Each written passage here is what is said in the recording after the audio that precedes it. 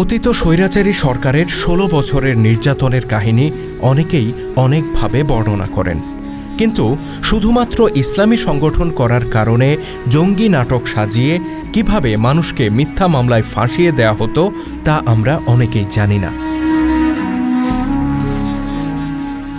একটি বৈধ সংগঠনের নিরপরাধ সদস্যদেরকে কিভাবে জঙ্গি তকমা দিয়ে নির্যাতন চালানো হয়েছে, ঘর থেকে তুলে নিয়ে মিথ্যা মামলা দিয়ে বছরের পর বছর জেল খাটানো হয়েছে, দীর্ঘ ১৬ বছর মিথ্যা মামলার ঘানি টানতে বাধ্য করা হয়েছে, সাজানো গোছানো পরিবারগুলোকে কিভাবে ধ্বংসের মুখে ঠেলে দেয়া হয়েছে, তার এক করুণ কাহিনী আমরা তুলে ধরেছি আজকের এই প্রতিবেদনে।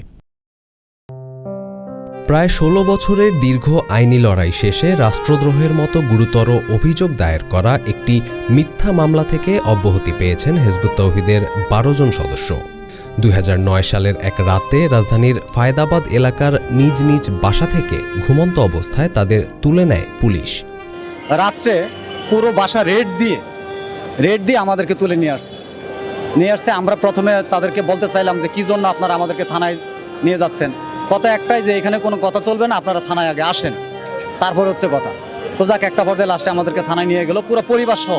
প্রথমে গ্রেফতার দেখানো হয় ৫৪ ধারায়, পরে রাষ্ট্রদ্রোহের মামলা দেওয়া হয় ফৌজদারি আইনের ১২৪ ক ধারায়। তারপরে ওইখান থেকে শুনি যে আমাদেরকে কোর্টে চালান দিবে। তখন আমরা বারবার জিজ্ঞাসা করছি যে আমাদেরকে কি মামলা দেখানো হচ্ছে।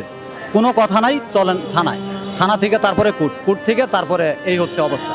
টানা ২৯ মাস কারাভোগ করেন তারা।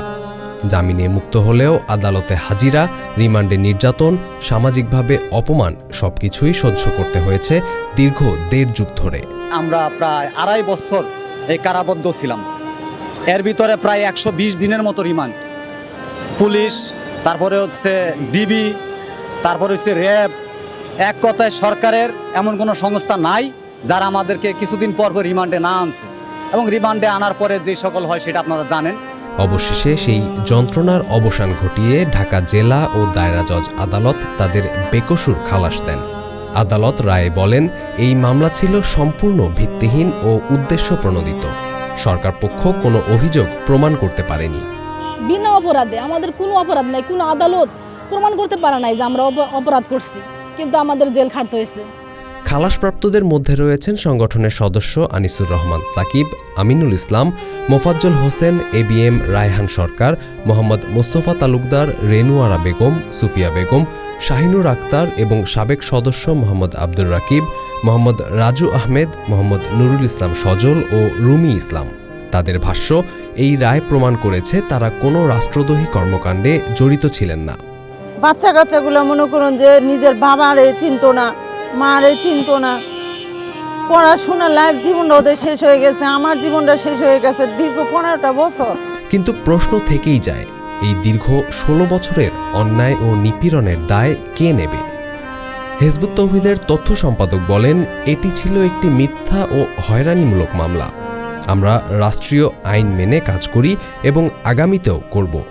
১৬ বছরের এক কঠিন অধ্যায় শেষ হলো, কিন্তু রেখে গেল আজীবনের ক্ষত, অপমান আর দীর্ঘশ্বাস। ঘুম থেকে ডেকে এনে আমাদেরকে ধরে নিয়ে যায়। ধরে নিয়ে গিয়ে প্রথম প্রায় ৩ মাসের মতো আমাদের 50 চালান দিয়ে আটকায় রাখে। তারপর আমাদের মূল মামলাটা দেয় ৫৫৫ ক, সেটা হলো রাষ্ট্রদ্রোহ।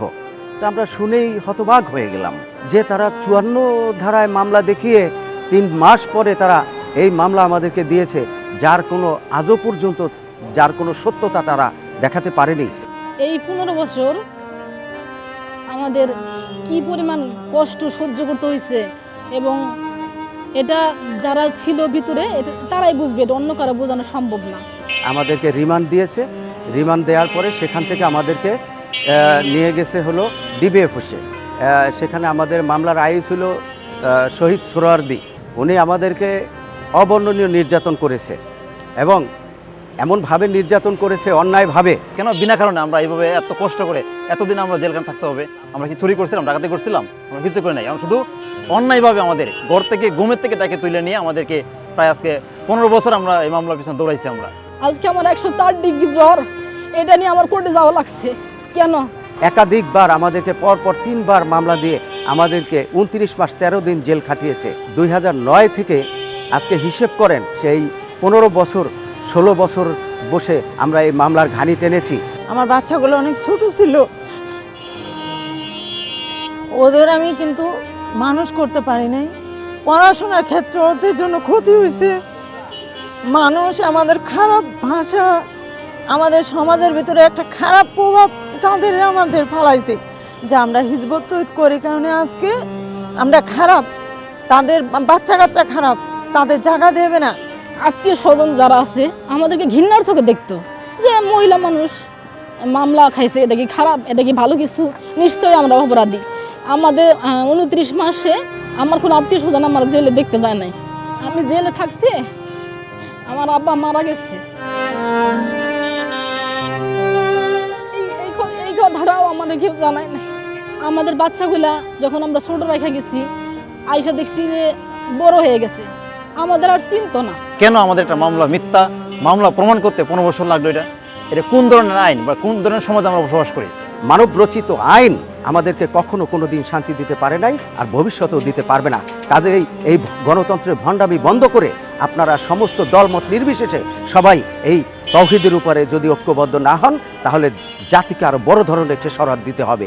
আসুন আমরা কাঁধে কাঁধ মিলিয়ে এই গণতন্ত্র, রাজতন্ত্র, সাম্যবাদ, পুঁজিবাদ, ধনতন্ত্র, একনয়তন্ত্র, এই তন্ত্রমন্ত্র বাদ দিয়ে আল্লাহতন্ত্র, কোরআনের তন্ত্রকে আমরা মেনে নিই। তাহলে আমাদের ব্যক্তি, পরিবার, সমাজ, রাষ্ট্রের জীবনে প্রত্যেকটা অঙ্গনে, প্রত্যেকটা বিভাগে আমরা সবাই মিলেমিশে শান্তিতে থাকতে পারবো।